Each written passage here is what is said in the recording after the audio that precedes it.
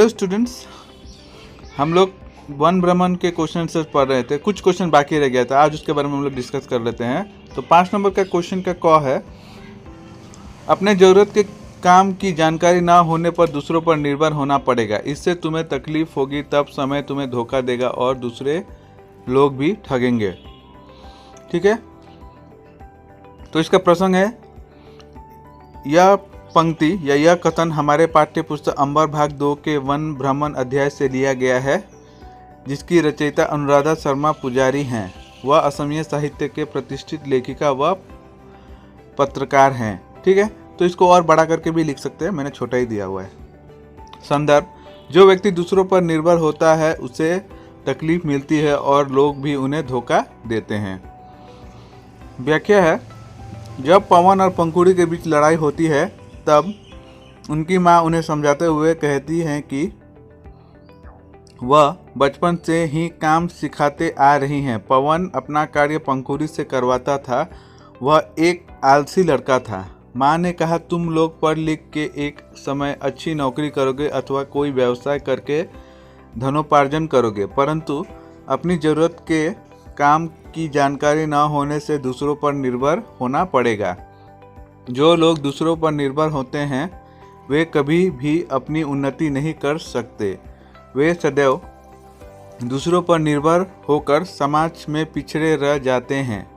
जब उन्हें दूसरों की ज़रूरत होगी उस समय वे तुम्हें धोखा देंगे और तुम्हें ठगेंगे। इससे तुम्हें बहुत तकलीफ होगी। इस पर व्यंग करते हुए पवन ने कहा कि एक दिन तुम अवश्य संकट में पढ़ोगे तथा जब तुम बाहर पढ़ाई या नौकरी करोगे तो तुम्हारा काम कौन करके देगा। ठीक है, तो ये 5 का क है। दूसरा देखते हैं हम लोग।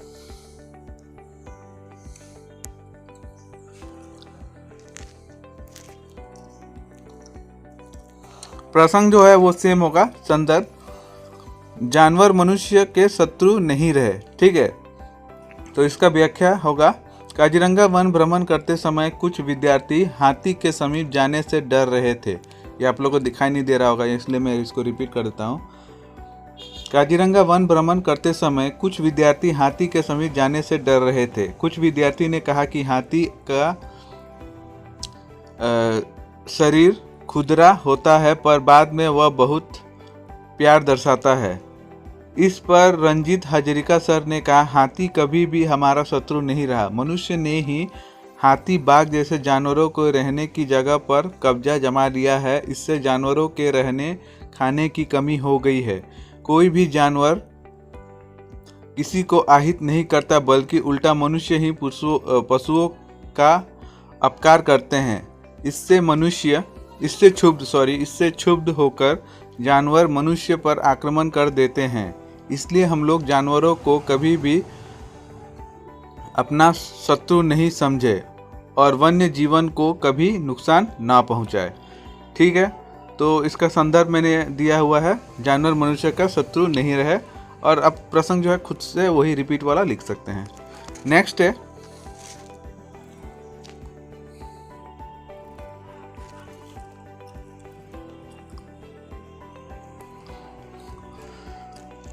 पेड़ पौधे वन्य जीव मानव के मित्र हैं। ठीक है, इसका प्रसंग जो है वो सेम ही होगा। संदर्भ में चलते हैं।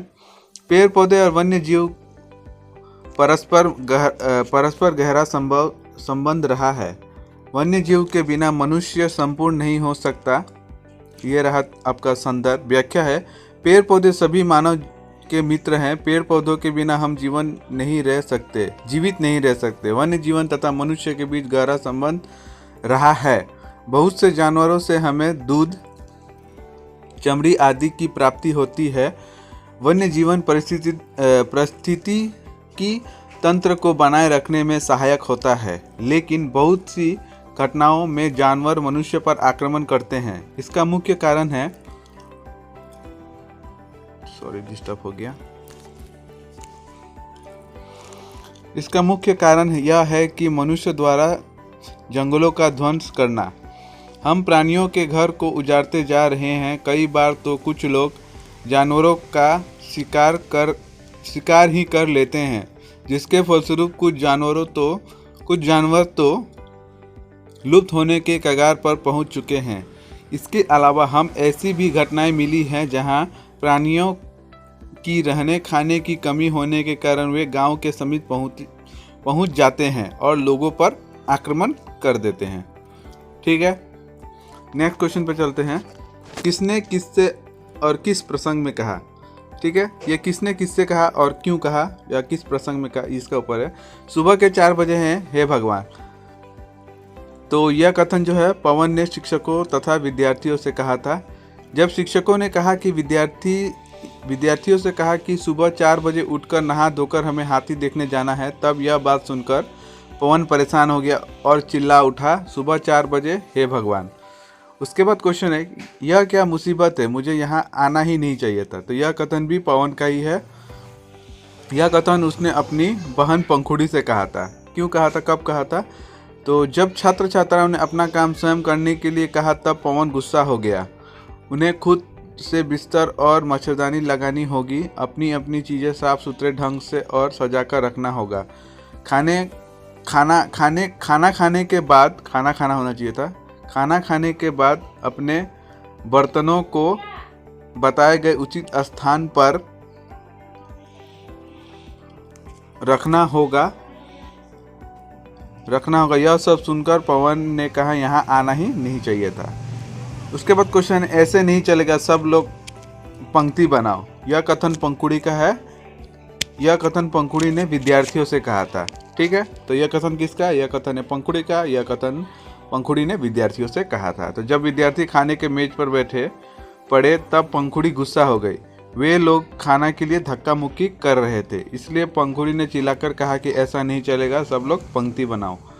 आखिरी क्वेश्चन है, मुझे तो तैरना भी नहीं आता। यह कथन जो है सौरभ का है। उसने अपने साथी पवन और आफ्ताब से ये कहा था।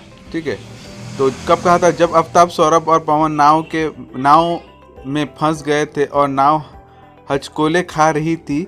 सौरभ की आंखों में आंसू आ गए। वह रोते हुए कहा कि आज